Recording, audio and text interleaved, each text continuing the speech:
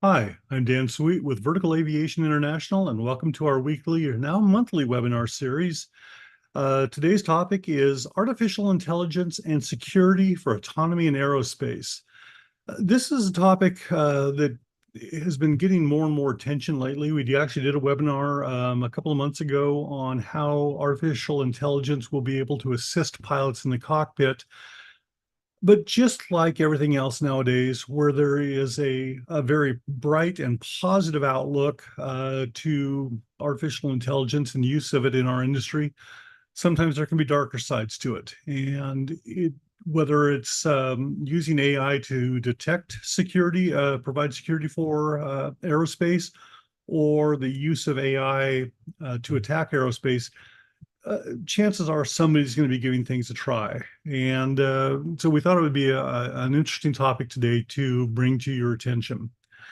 So let's go ahead and get things rolling. Let's see here. There we go. Our speaker today is Dr.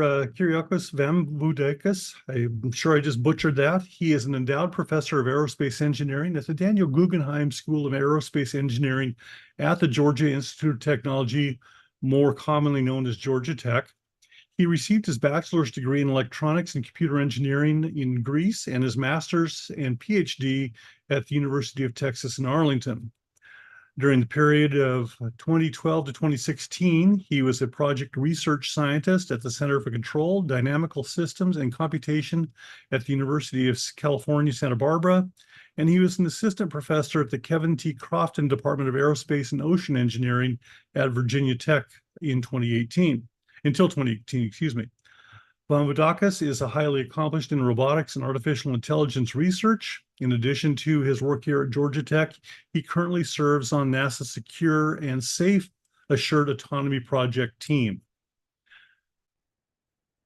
If this is your first time joining one of our webinars, we welcome you. We're glad to also have the people who have returned to visit us with us again. We encourage interaction on these webinars. This topic, I'm sure, can be fairly technical, and so if you have a clarifying question you want to ask, please do so. Please use the question module within Zoom. The chat feature, please go ahead and use it. If you want to chat amongst yourselves, that's fine. Tell everybody where you're from, whatever you might want to do. But if you have a specific question on today's topic, please use the question module either on the bottom of your computer screen or on the side of your phone screen or wherever it might show up normally.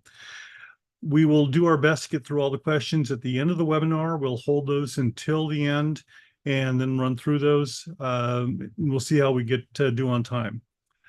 The webinar is being recorded today. If you missed something, if you want to go back and review something, or if you want to share the video, which we strongly encourage, we know that not everybody can be online at the same time, especially midweek during the work days on the East Coast, West Coast, around the world.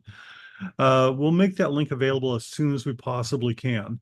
And that should either be tomorrow afternoon or possibly as late as Monday, depending on how long it takes to render and other technical issues. So let's go ahead and get started. Dr.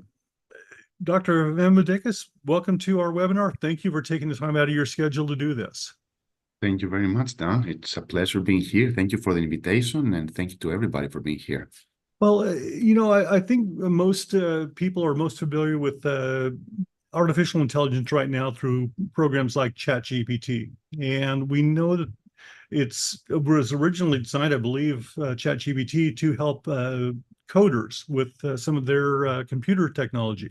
And so there is so much work that artificial intelligence can do to benefit society. But again, there's obviously always a darker side. And it sounds like NASA and your team have been doing a lot of work to help try to make sure that things don't go the wrong way. Exactly. Yeah. So again, AI has been very popular nowadays, especially with all the computational power we have. So AI is nothing new, though. You'll see in my presentation. So AI has been around for more than 30 years now, but it has been going up and down. But now is the time because we have all these components that we can solve very fast. So we have the computational power to do. And that is true. My first computer, first time I ever played with a computer, we had to load the program off cassette. So I just aged myself dramatically. I'm going to go ahead and turn my screen off and let you go ahead and run through your presentation. Sure. I'll keep my microphone microphone on if you have any questions or anything like that.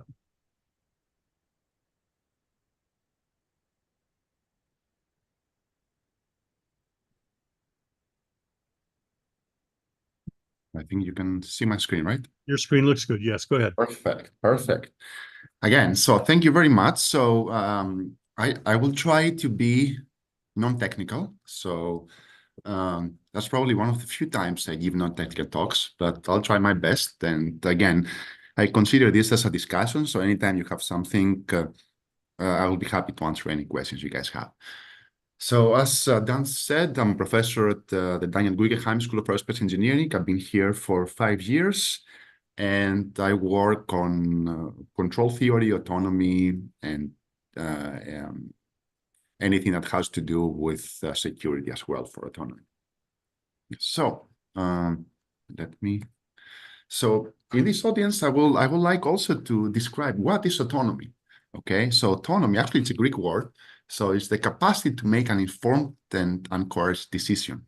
So here I found a very old figure. So where you can see that the involvement, hopefully you can see my cursor. So the involvement from high to low, okay? So of course, when a person does very direct manual control, okay? So of course it has a high involvement. And as I go towards high automation and high involvement, then I go to autonomy, okay? So you will see more about that. So again, autonomy is anything that it is smart and doesn't involve any humans, okay? So somebody can tell me, okay, how about the Tesla? So again, that the human always has to touch the steering wheel, okay, and then it doesn't work properly in some streets. But we can talk more about that later. So as Dan said, so we are part of a very accomplished team that we work on a very big project with NASA. I think it's about $8 million. And so it is led by North Carolina Agricultural and Technical State University.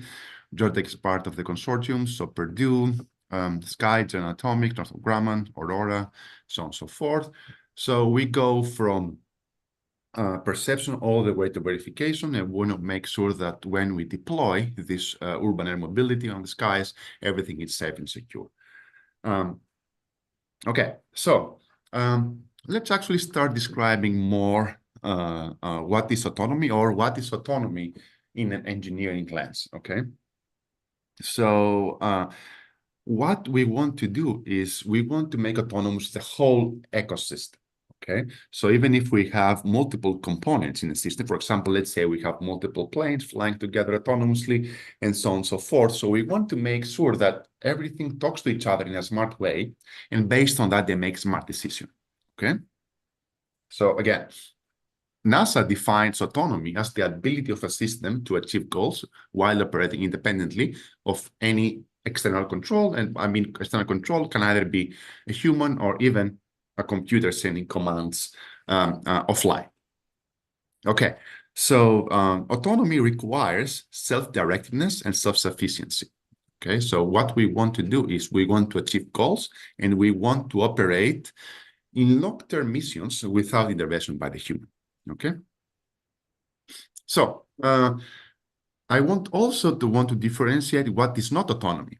Okay, so autonomy is not just AI.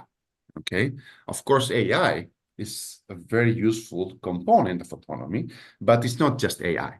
Okay, so there's many things that actually autonomy comes with. So several machine learning algorithms. So machine learning is actually under AI, and it can be differentiated in 3 categories. So supervised learning, unsupervised learning, and reinforcement learning. Okay, so the perception is just what I can see. Okay, how can I perceive my environment? And there's also different other things, like how, for example, let's say I drive my Tesla, and then I classify this as a stop sign, so I have to stop, and so on and so forth. So also autonomy is not automation. So the space missions, they rely on automation. So I'm sure you're familiar with Curiosity or with Ingenuity. Okay, so all these things, they rely a lot on automation. And of course, autonomy is not always and only about making systems adaptive, intelligent, smart, or unmanned. Okay, but we want to make them self-sufficient. Okay, we want to make them smart. Smart not in a way that they're just making the decision making, but also they're self-directing themselves. Okay, and of course, human is also part of the autonomy, right? So humans, they interact with autonomous systems and so on and so forth.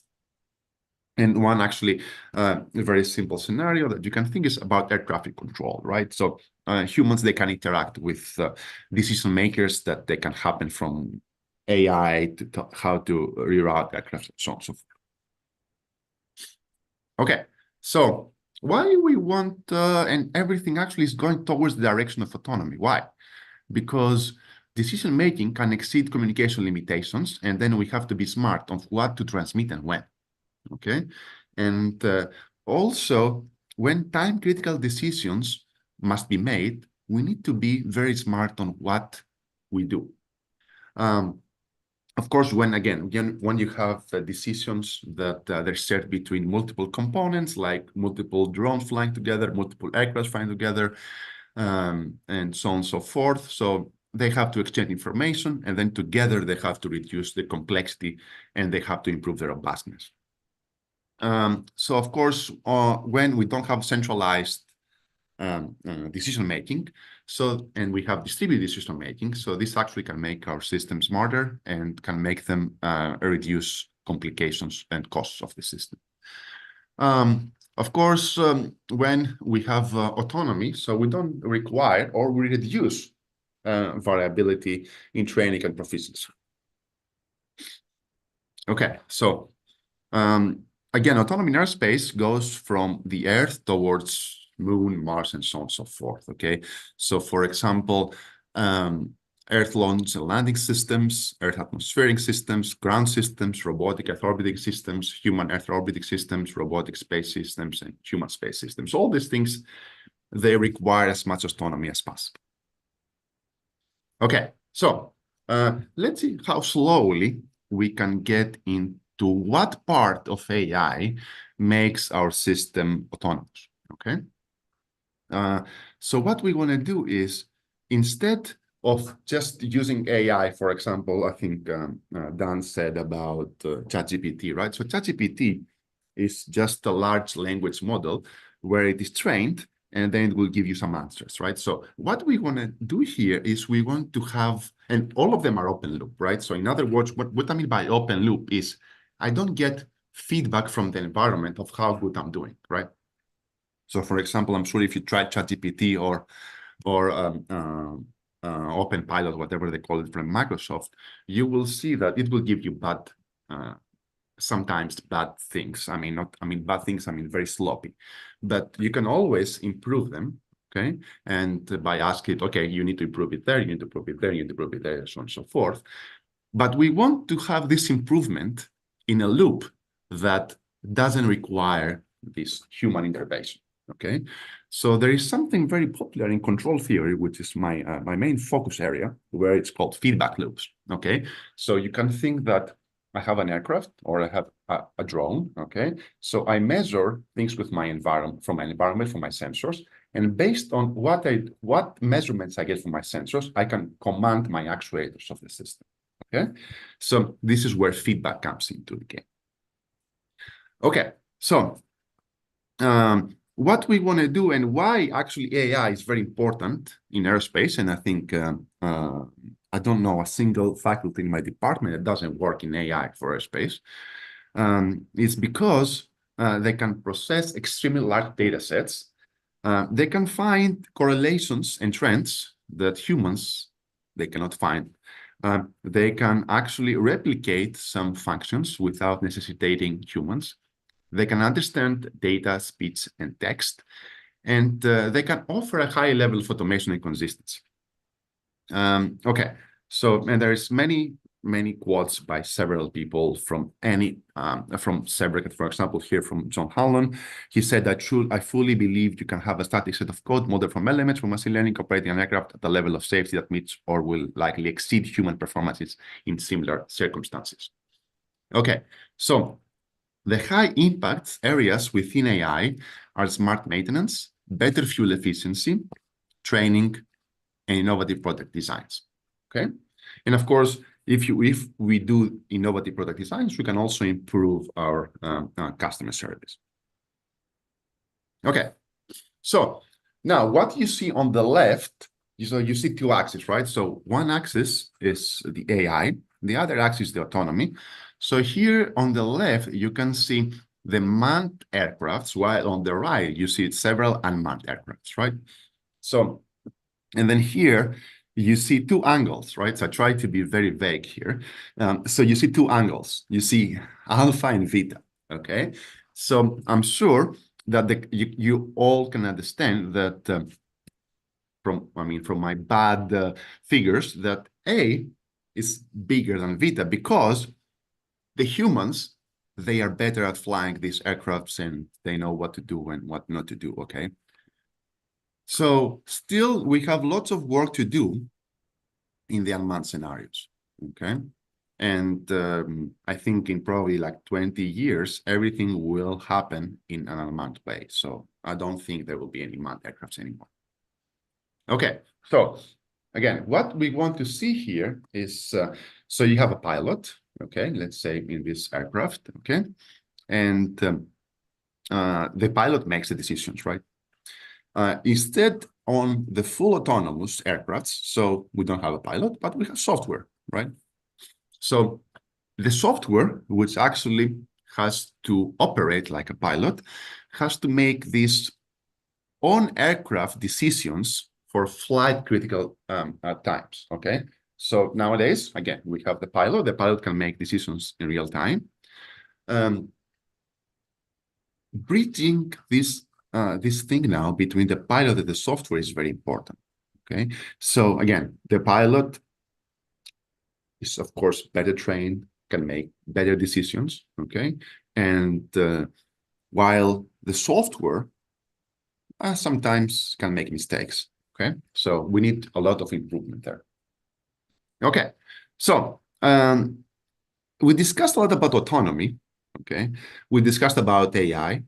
So I think in the talk, you saw a lot also about security, okay? So why we want to be secure is, again, the smarter our systems become, the more vulnerable to adversaries are, okay? So, of course, if you make anything smart, right, everything depends on software. So this software have holes, and then people can actually access them and send different commands. So, for example, instead of bombing, I don't know, one area, bomb area B, okay? Or things like that. Okay, so so all these things are very important. So, and I actually have this this very fun script here. So that security is the North Star in enhancing autonomy. Okay, so again, FAA needs to work together with the people working AI to make better and more secure algorithms, and actually quantify what do we mean by secure. You'll see pretty soon what I mean by that. Okay, so several coverage on all these attacks that have been everywhere, right? So imagine if these things happen just to pilot aircrafts. Imagine what happens when you have just software piloted aircrafts, right? So, I mean, I'm sure if you search for them, you'll find lots of news about all these things, okay? So that's very important. So we have to mitigate these attacks, or even we have to make our controllers that they are part of this AI to be very robust to these attacks, okay? And again, somebody can say, okay, so the attacks evolve, right? Even if you find some patches for some other attacks, the attackers can find new attacks, okay? So because they evolve through time. So you'll see what are what we can do for those things. Okay, so some thoughts on what we can do to prevent cyber attacks, okay? So of course, train our pilots and maintenance staff, okay? Keep our software and systems fully up to date. Again, these are just suggestions for for these things. Maybe there are other things. Ensure endpoint protection. Okay, so any connection, for example, to fight a software system.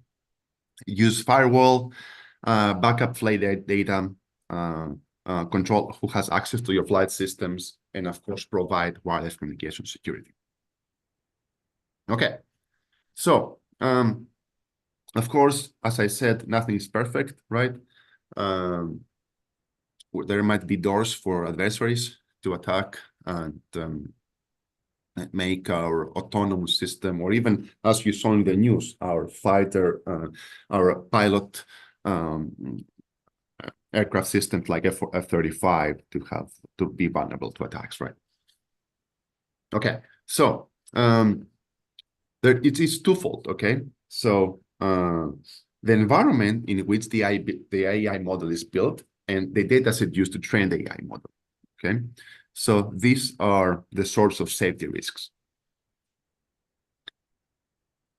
Again, so every time some adversary wants to do something, it can change the data in these two things, and then it can make our system to do whatever they want. So again, these are very important, okay? Again, we can do impacting the environment, can cause the model to be skewed from its purpose, and so on and so forth. Okay, so what we can do now, okay? So we have very unique risks that need to be considered. So several advanced frameworks must be developed to provide protection against these risks, okay? So there are two things we can do. Either to train the people to work together with AI, okay? And based on that, try to see, for example, we have another project with the Department of Defense, where we want to train human analysts alongside AI to predict attacks that can happen in drones, for example, flying over Iraq, okay? So we want the analysts to be trained together with this AI to differentiate attacks, for example, from a wingcast, okay? So is it an attack or is it a wingcast? Or something happening there? Okay, so the most known AI threats are model logic threat, model bypassing, and of course, all these things, I mean, I can explain to you. For example, the model logic threat is an attack aimed at extracting the deployed models for reverse engineering to influence future training. Model bypassing is a form of attack to create conditions to evade the innovation of the model in its entirety, to alter system response, and so on and so forth. Okay, so of course, in a fighter jet cockpit, okay, so people can do spoofing, exploiting, denial of service, counterfeiting.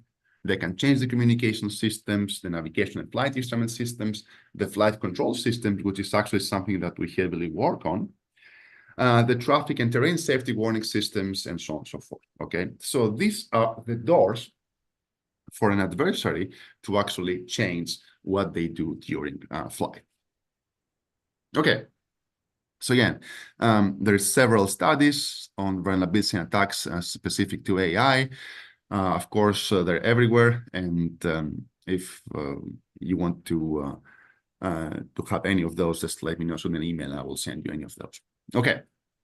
So what we want to do in our lab and also in the project actually that Dan said from NASA is we develop these new technologies that are, of course, they're AI-based, okay? And they're secure and they learn on the fly without any pre-training, okay? So, of course, in order for us to do that, we have to consider the limitations. What I mean by limitations?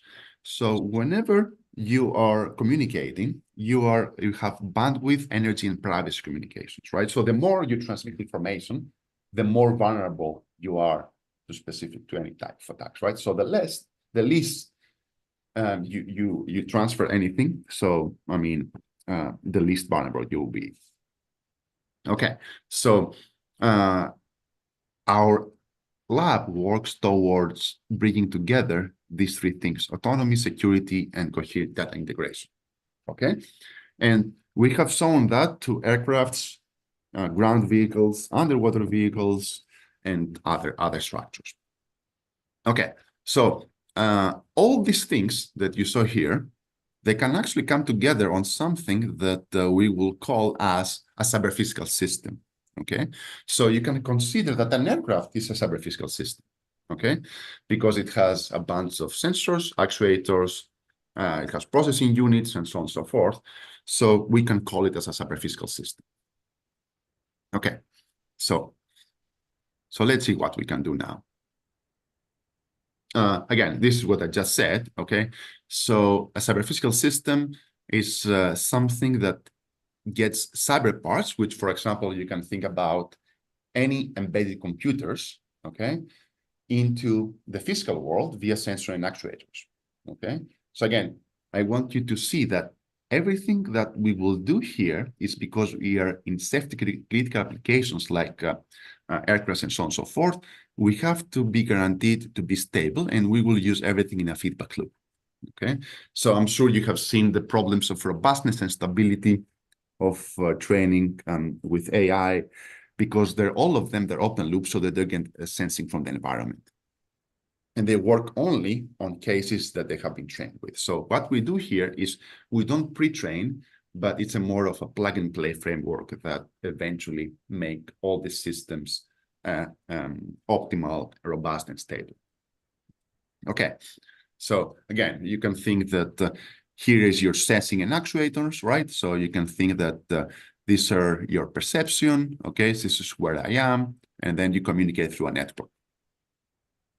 Okay, so again, this is just some things of what is physical space, what's cyberspace, and what is a cyber physical space. Okay, so again, don't worry too much about it. Okay, so but what I want you to pay attention is, for those of you who are familiar with embedded systems, okay, so this is just another word of talking about it, but everything is through a network. Okay. So we're right on time. Okay, so what we want to do, and then you see on the left, you see different applications, right? And you see how they evolve, okay? So you have the AI, automatization, online, offline, so on and so forth. Okay, so let's now see how all these CPS approaches, cyber physical systems, they can be used in aerospace. Okay, so what we want to do is we're going to bridge the real world with the virtual world, okay, through the sensor network. We want to collect data, communicate between different agents. And then, for example, let's say, again, you have multiple aircrafts flying around. They have to exchange information. We have to see what information from all these things is useful and what not. And based on that, make these smart decisions. So again, what we want to do is, in order for the cyber to be bridged to the physical world, okay, we need to acquire spatial information about the physical system. Again, what I'm measuring, when I'm measuring, so velocity sensor, GPS, and so on. Okay, so there is something that we will call as a CPS hierarchy, okay? So for example, let's say you can have a very, very large, complex, interconnected cyber physical systems, which can be an electric power grid in space, a smart farm, a smart colony in the other planets, and so on and so forth. You can also have an intermediate CPS, and which, for example, a smart factory, a smart space shuttle, and so on and so forth. Or you can have a small one, okay, which is, let's say, a drone or a self-driving car, okay? So all these things, they go from the small to large, as you can expect. Okay, so in order for us to test our algorithms, we're using all these things in some little baby drones, okay?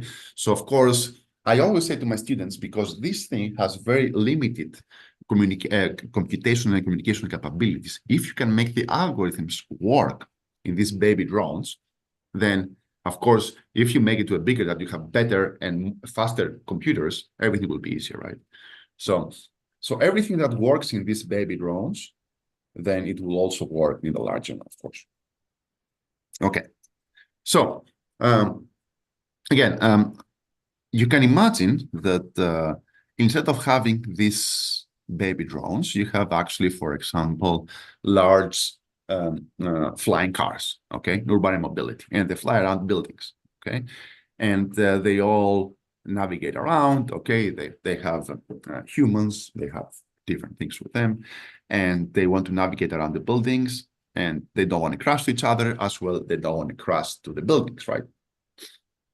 So in this baby drone, the manufacturer calls it the Crazy Fly. So you see the physical parts, right? So the physical parts. And you also see the sensors where you can measure what you measure, okay? So again, the sensors are bridging the physical with the cyber part, okay? And all the flight management is happening inside this embedded computer that's inside this board here, okay? Okay, so again, remember before I said that one of the keys to having a truly fully autonomous system is vehicles talking to each other in a smart way and making smart decisions on the fly. Okay, so again, the trends for the cyber-physical systems, they go from integration with the Internet of Things, right? So Internet of Things can also be integrated with urban air mobility. So aerospace will be integrated with the Internet of Things, and everything will be in a 6G situation, if you can say that, okay? Again, greater use of AI and machine learning, and increased adoption of cloud-based CPS, and this actually goes back to greater focus on security and privacy. Okay, so again, the smarter the systems, the more vulnerable to attacks and the more vulnerable to expose data. So that's why we have to make sure that everything is secure, private, and safe. Okay, so now let me talk briefly about how do we test these things in a lab environment. Okay, so what you see here is you can see our indoor flight facility lab at Georgia Tech. Okay, so we have two rooms. Okay, so here around you can see we have infrared cameras. So these infrared cameras, they will measure the position of the drones. Okay, so this is the facility that we fly. Also here you can see a fan. So this fan will create some disturbances into our drones, and then we will be able to see if we're robust to such disturbances. So in a situation that this flies outside, you can think this is just a wind gust that will be introduced in the stream. Okay, so again, this is just the other area. So you remember that this is and not the other room that you can fly towards the other room. And then here in the other room, we have a projector, okay, that projects on the ground. And this projector can actually do different buildings. It can do different areas. So we can actually create artificial or virtual obstacles. Okay, so one as I said, one very fast way to test our algorithms in aerospace is to use these baby drones, which, as I said, they're Crazy Flies. So here you see a setting of these Crazy Flies where you can see that we have the flow deck, we have the control board, and then here you see some little balls, okay? So these balls, they actually are markers where these cameras will make sure that they're marked and give you a positioning on the ground, okay? So again, these markers are just to be positioned by the cameras. Okay, so again, for those of you who are also interested in how this can be built, right? So we have a market deck, a flow deck, an AI deck, okay? So you can think all these things are just having sensor actuators, and then everything happens in this small board. So the AI that we test for our NASA project actually can fit in this little baby board here. Okay, so again, this is how the motion capture positioning works, okay? So you have different cameras, okay? So you remember I had these little balls here, okay? So these little balls will tell me where exactly I am on the space. Okay, so again, you can see here we have three Crazy Flies, the cameras will locate them, and then we will run the algorithms on board, and then we will see if we're successful or not. Okay, so reinforcement learning has been an AI tool for years. So reinforcement learning, I'm sure you have all heard about Pavlov's dogs, where he was using reinforcement learning to train his dogs, right? And so this is what actually every human learns, right? You use by rewards. So let's say that if you walk around and you hit yourself in the corner of the table, then next time you will not do it again, right? So every time you're improving, and every time. Okay, so this is what we want to bring into aerospace. We want to make this cognition that it makes the system smarter and smarter. Okay, so remember that here, instead of having this system environment, we can have any system that you can think. And then for us, we can touch it with our little baby drones. So again, we want to make everything autonomous. Okay, so we don't want to have any offline computations, and we don't want to have, for example, problems with robustness and stability. So what we want to do here is we want to have the RL agent, the reinforcement learning agent, to pick an appropriate control action. Okay, so in reinforcement learning terminology, this is called an actor. Okay, I know it sounds like a movie, it's not. Okay, and then how good you're doing will be actually evaluated by something that we will call as the critic. Okay, so you can think that these two are smart structures. Okay, and they will tell you, okay, so the controller that you put into the system is not as good, so improve it. Okay, again, and this works in a reinforcement learning way. And you can see that the feedback that I talked before, right? So again, I have my sensors here. They send information back to my controller, and based on what my sensor said, I will improve my controller. Okay. Okay. So as I said, okay, again, this is a goal-directed learning. Okay, and it's actually the only, from what I can see, is the one. I believe that's the only one that can achieve full autonomy. Okay, so supervised and unsupervised learning, they require lots of pre-training, and they cannot achieve a robust and stable autonomy. Also, I'm sure you have seen the accidents with the Tesla, where I think probably that was like 5-6 years ago, where they crashed on a track because that was not trained properly. Okay, so again, what we want to do, we want to get the best reward, right? So what I mean by best reward is sometimes the best reward is to get the least fuel possible, right? Or go from point A to point B in the minimum time, or different things, okay? So again, what we want to do is we want to have this feedback loop, okay? This feedback loop will let us influence our actions based on what our sensors are doing. Again, by influencing actions, we mean changing the actuators. Okay, so again, we are not told what actions to take. Okay, we don't say to the controller or agent what actions to take, but it will discover which actions to take based on what we want to optimize. Okay, so again, remember that we had a reward, right? The reward, we get a response from the environment, and based on that, I make my next decision. Okay, I don't say what exactly you have to do here. I just tell you, okay, you have a reward.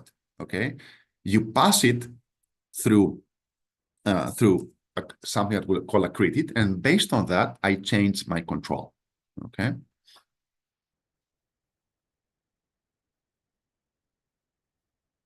Okay, and again, this is the most challenging from everything, right? So to discover by itself what is the best action to do. So let's see something that we actually did a small experiment. Hopefully you can see my screen right now with the little drone flying around.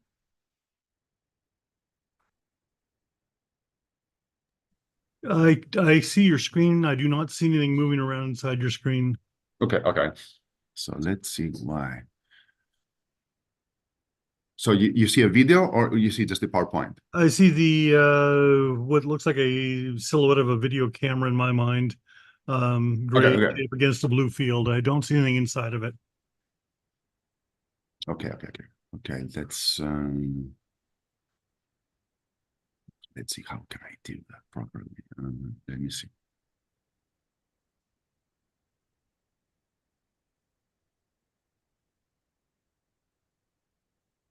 Now I think you can see the video, right? Yes, now I see the video. Perfect. Okay. So what I want you to see here is, okay, so we have this baby drone that you see it here. And here on the right, okay, so I want my drone. So you have X, Y, and Z directions, right? So the red line is the desired lines, okay? And the blue line are the lines that the learning will achieve, okay? So of course, these are noisy aircrafts, okay? So of course, nothing is ideal when you go from a simulation environment to a real hardware experiment. So that's why you see some deviations, but it's eventually learning. So let's actually run it. So here, you see it flying, and then here you see how good the tracking is, okay? So again, this is the X, this is the X direction, this is the Y direction, and this is the Z direction. Okay, so you can see that it tries to learn what I want it to learn. So again, I want the blue to be very, very close to the red line. Okay. And again, we're talking about X, Y, and Z. So, I mean, here I wanted to do just an 8 shape, so a figure 8, and eventually it will do it. Again, you see all these fluctuations because it's learning in real time. Okay. So let me put it again. So again, you see the red lines, which is the desired one. And then you see the blue lines is the one that it will do with the learning. Again, I haven't put any offline computations. Everything happens in real time. So the drone learns in real time how to perform a safe 8 figure. Again, it tracks the X direction, it tracks the Y direction, it tracks the Z direction.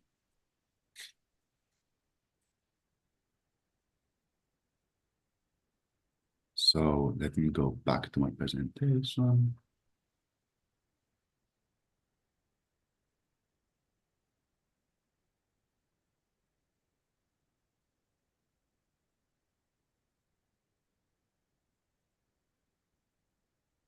I think now you can see my presentation back, right? That's correct. Yes. Perfect, perfect. Okay, so again, what I want you to show is I want to give you a background of what's autonomy in aerospace, what we consider autonomy in aerospace, because different people consider it different.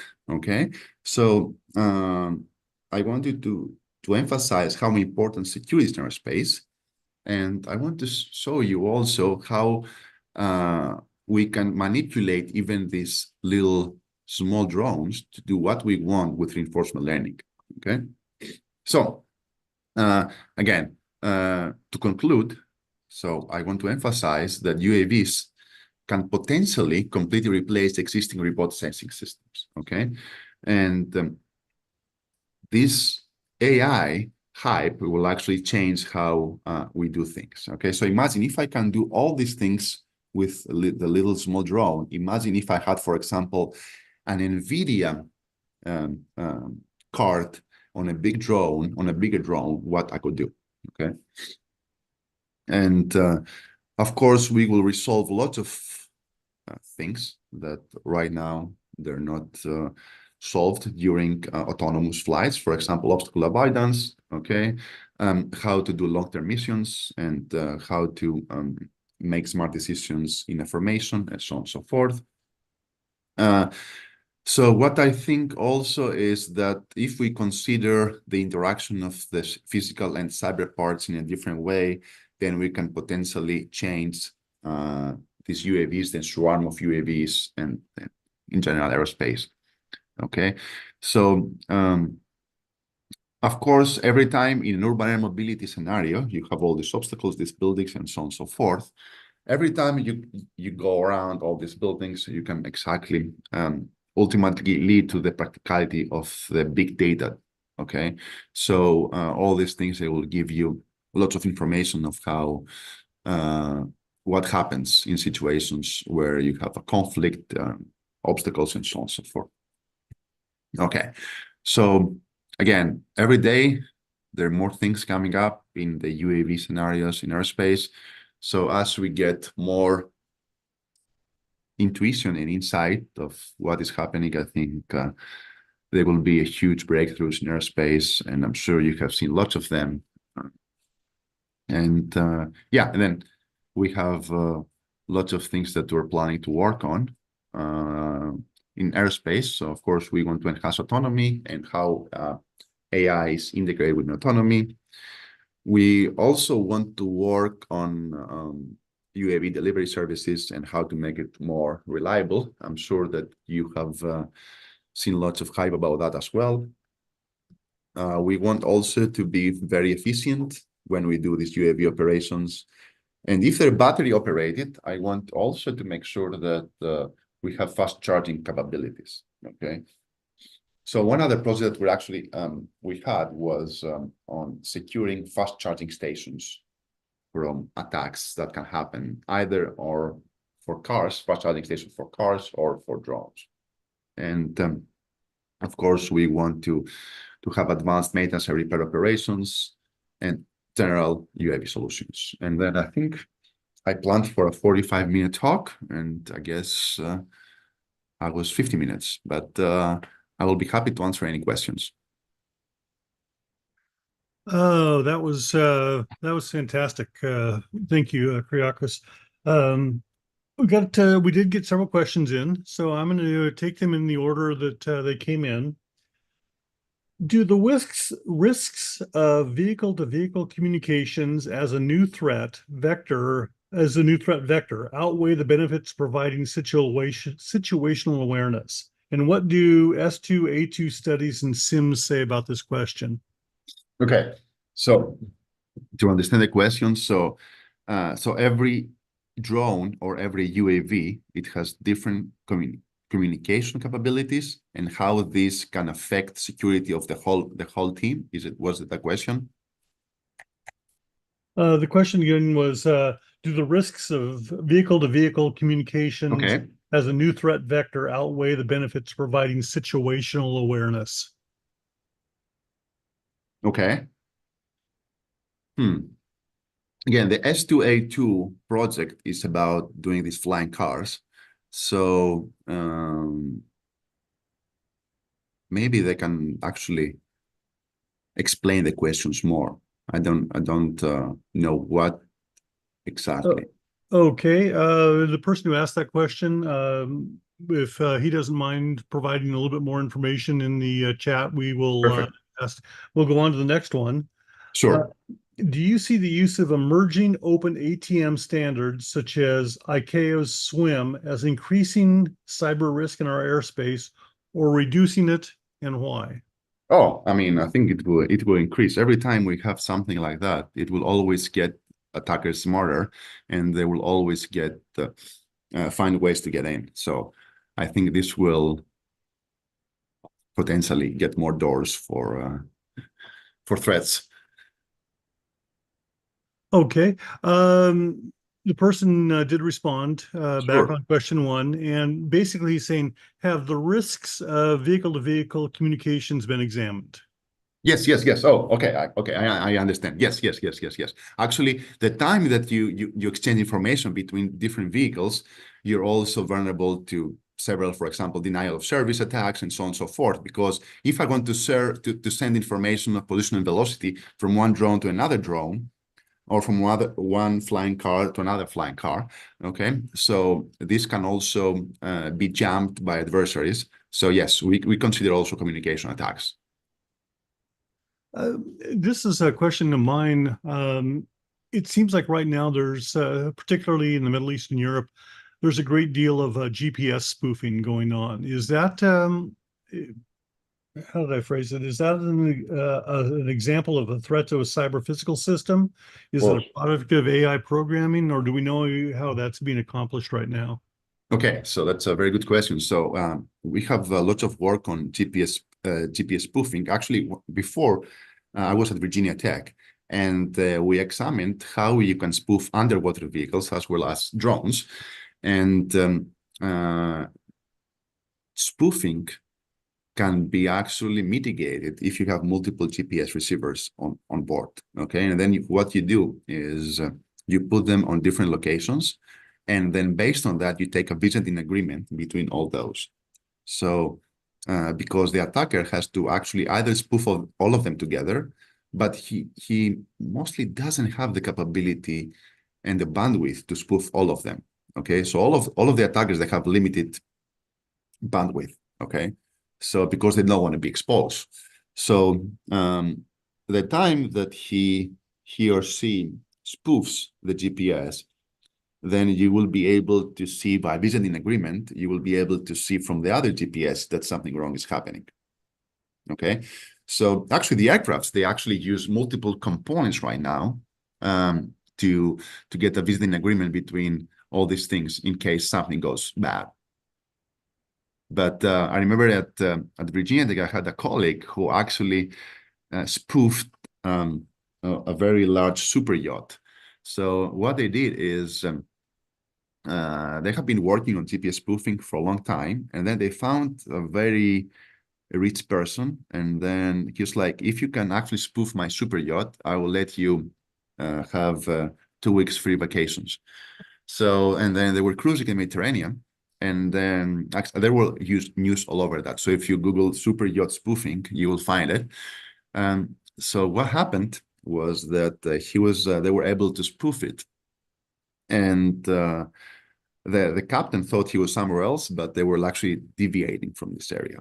And so yeah, and it was all over the news. So if you're interested in this one, that will be fun to watch. I might have to take a look at that. Yeah. We have another question. For real-time airspace networks, do SIMs tell us resilience to weather events is better handled by centralized ground AI control or by decentralized distributed vehicle AI control?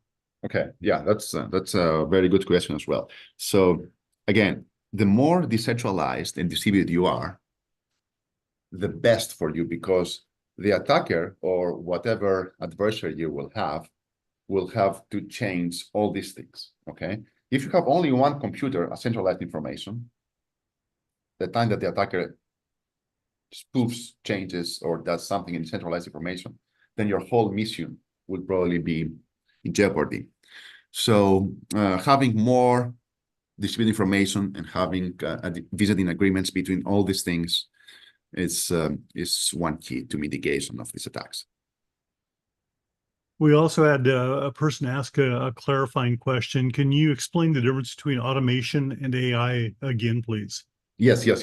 So automation, you can think that when you are at your place and you actually change your temperature to let's say your AC to 69 or 70 degrees, right?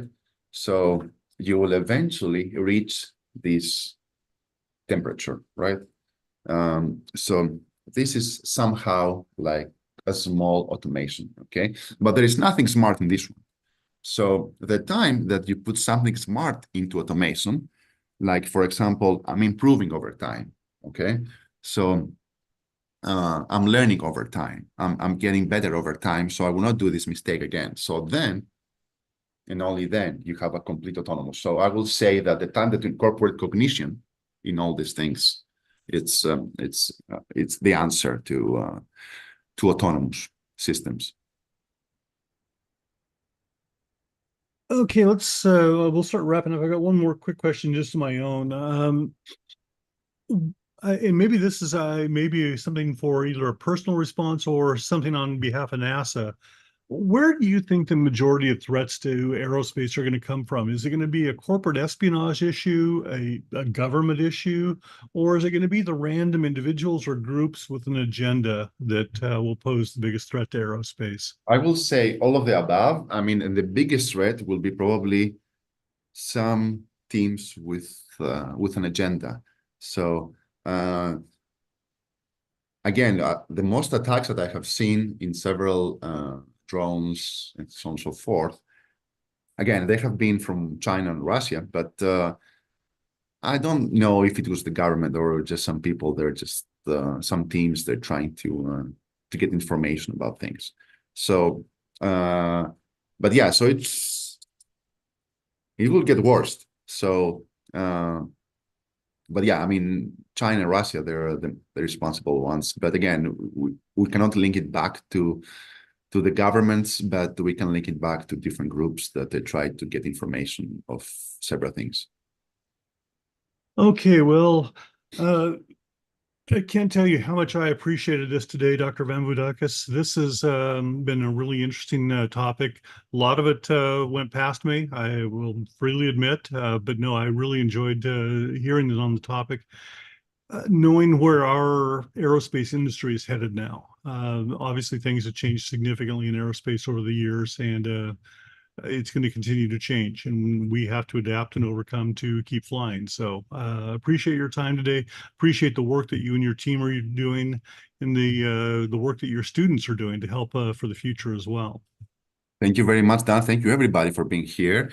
Again, I'm always available. If you guys have any questions about anything, I think you can find my email or my information online, and then you can send me an email, and I will be happy to talk with you or answer any questions that you might have. Got one real late question came Sure, in sure. on charging security. Have you examined the 2022 Sandia report on CCS?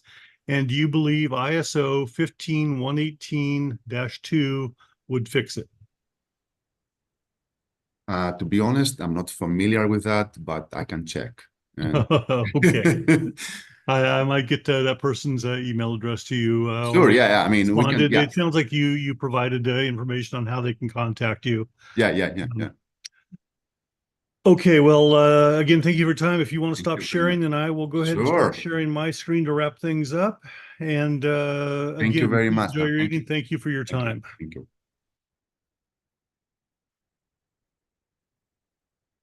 Okay, well, hey, coming up next, that number one, that was fascinating. Number two, we're going to stay on a technological theme with our next webinar. Our webinars are held the second Thursday of every month at 4 p.m. Here we are today. The next webinar is going to be on the Piasecki hydrogen-powered aircraft. Right now, it's under development, the PA-890.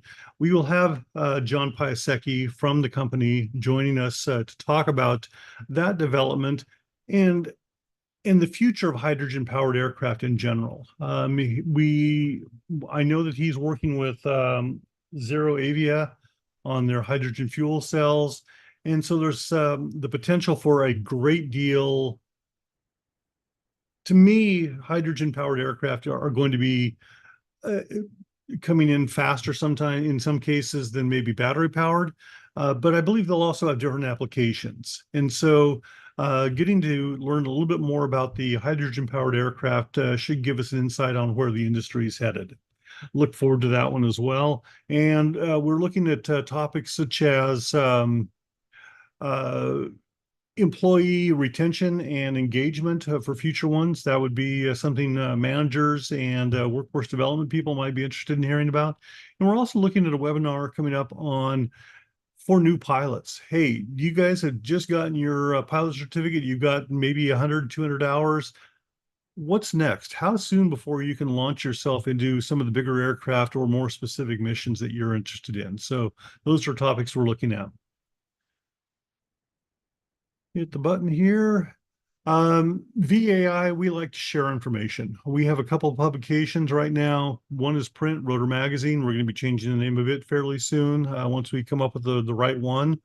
It's a quarterly publication, an award-winning publication, a lot of in-depth information. We encourage everybody to subscribe to that. It's free unless you live outside the United States, and then there is a small stipend included for shipping, international shipping. Rotor Daily. It's something we send out every business day. We comb through the internet to find stories that are relevant to our industry and share those with you so you don't have to do the searching. We provide sources, Google's obviously one of them. AI will probably be used more and more as well. We also reach out to the manufacturers. Our VAI members also send us information. All that comes in through Rotor Daily. Easiest way to subscribe to both is to go to rotora.org/subscribe. We will be getting a new website later this summer, and so we'll be changing URLs to match up with our new industry name. But until then, please use rotor.org/subscribe. We'd like to know more about what you want. Please send our president, James Viola, an email letting know what VAI can do, what we're not doing right, what we're doing wrong, what we're doing well. If there's something that you think that VAI is really doing, maybe on advocacy or safety, we love to get positive feedback as well as the critical feedback. So please let us know. Easiest way to do that is to send a message to Jim Viola at president@rotor.org with your challenges. That does conclude our webinar for today. We are grateful that you took time out of your busy schedule to join us. Until next month, we ask that you fly safe and you be safe, and we will see you again very, very soon.